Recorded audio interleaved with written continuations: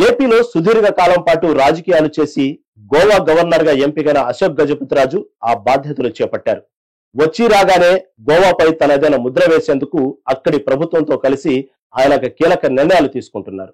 ఇందులో భాగంగా గోవా మంత్రివర్గం తాజాగా కేబినెట్ భేటీలో ఓ కీలక బిల్లును అసెంబ్లీలో ప్రవేశపెట్టేందుకు ఆమోదం తెలిపింది. ఇది అమలులోకి వస్తే ఖచ్చితంగా రాష్ట్రంలో మార్పు కనిపించబోతుంది. ఆ వివరాలేంటో ఇప్పుడు తెలుసుకుందాం.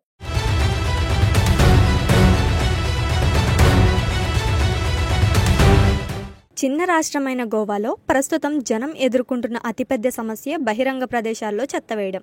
దీంతో సుదూర ప్రాంతాల నుంచి ఇక్కడికి వచ్చే పర్యాటకులు తీవ్ర ఇబ్బందులు ఎదుర్కొంటున్నారు. దీనిపై ఇప్పటికే సోషల్ మీడియాతో పాటు బహిరంగంగా కూడా అక్కడి ప్రభుత్వం విమర్శలు ఎదుర్కొంటోంది. ఈ నేపథ్యంలో గవర్నర్ గా బాధ్యతలు చేపట్టిన అశోక్ గజపతిరాజు చొరవ చూపినట్లు తెలుస్తోంది.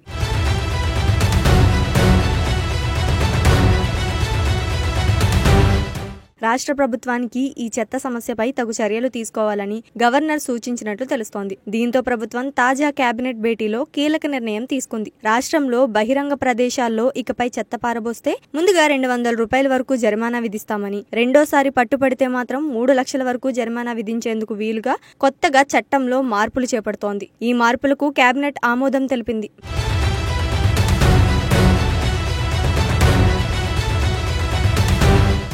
ఇక మరోవైపు గోవాలో పర్యాటక ప్రదేశాల్లో ఇబ్బందులు కలిగించే వారితో పాటు అనాధికారిక కార్యకలాపాలకు పాల్పడే వారిపై కఠిన చర్యలకు సిద్ధమవుతోంది రాష్ట్ర ప్రభుత్వం. ఇందుకు సంబంధించిన గోవా టూరిస్ట్ ప్లేసెస్ సవరణ బిల్లు 2025ను ఆమోదించింది. న్యూసెన్స్ చేసేవారికి 1 లక్ష రూపాయల వరకు జరిమానా విధించేందుకు సిద్ధమైంది. అనాధికారిక బోట్లను లేదంటే కాలుష్యానికి, ప్రమాదాలకు కారణమయ్యే తేలియాడే వస్తువులను ఆపరేట్ చేయడం నిషేధమని గోవా ప్రభుత్వం హెచ్చరించింది. వస్తువులు కొనాలని పర్యాటకులను ఇబ్బంది పెట్టొద్దని, అనాధికారిక ప్రదేశాల్లో మద్యం సేవించొద్దంటూ హెచ్చరిక జారీ చేసింది. గ్లాసులను పగలగొట్టి ఇతరులకు ఇబ్బంది కలిగించొద్దని, అలా చేస్తే కేసులు తప్పవని హెచ్చరించింది. జరిమానాతో పాటు శిక్షను కూడా విధిస్తామని పేర్కొంది.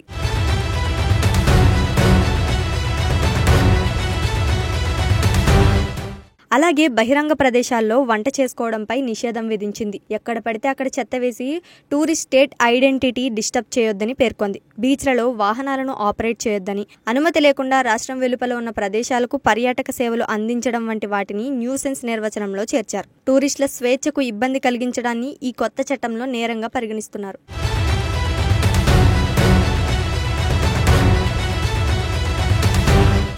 సవరించిన చట్టం దాని నిబంధనలు ఉల్లంఘించిన వారిపై చాలా కఠినమైన జరిమానాలు విధించనున్నారు. గతంలో నేరస్తులకు 50,000 రూపాయల వరకు జరిమానా విధించగా కొత్త చట్టం ప్రకారం ఇప్పుడు జరిమానాలు కఠినంతరం చేశారు. నేరం తీవ్రతను బట్టి ఉల్లంఘించిన వారు భారతీయ న్యాయం సంహిత 2023లోని సెక్షన్ 223 కింద కూడా ప్రాసిక్యూషన్ ఎదుర్కోవాల్సి ఉంటుంది. శిక్ష కూడా పడే అవకాశం ఉంటుంది. So be careful.